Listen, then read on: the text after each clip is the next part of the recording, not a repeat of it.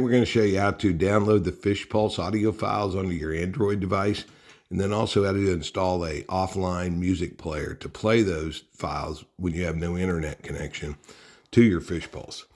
So the first thing we want to do is go to fishthumper.com and then hit our menu and choose audio files. This will pull up a page, shows you the recommended apps. Today, the app that we're going to be installing is the Offline Music Player by Nomad 88. It's a free app. You can also pay a one-time subscription to get rid of the ads. This one's not too bad on the ads. Below that, you'll see all FishPulse sounds in a zip file, and then you'll see a list of the single individual sounds. But today we're going to download the all FishPulse sounds and put that on our device.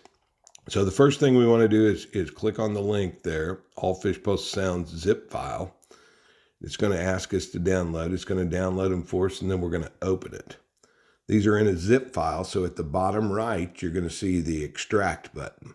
So we're going to go ahead and extract all those into our internal storage. And it's internal storage download, and then you'll see the folder there. So that's all there is to putting the sound files onto your device. So now what we want to do is go to the Play Store, and we're going to search for this Offline Music Player. So when we do that, you'll see a bunch of them come up, but the one we're looking for is has the icon here at the top. We're going to click on it by Nomad 88, and we're going to install it.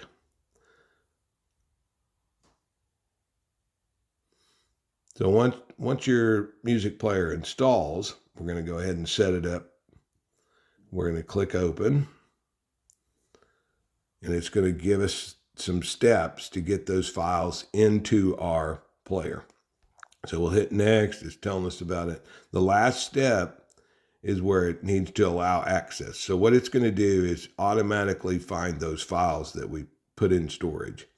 So if you have a lot of music files, it's going to import those. You can delete them back out, but for this sake, we're going to go ahead and do this. It's the easy way to do it. So we're going to allow access. Then it's going to ask you to subscribe. You can see it's $5.45. So we're going to go ahead and click the use without purchasing. And you will see a list then of all your files that you just imported show up here. First thing you want to do is double check. And what we do is click that and then allow it to play in the background. We're going to shut down the audio. And down at the bottom where the one you just opened shows with the arrow to play, we're going to click it.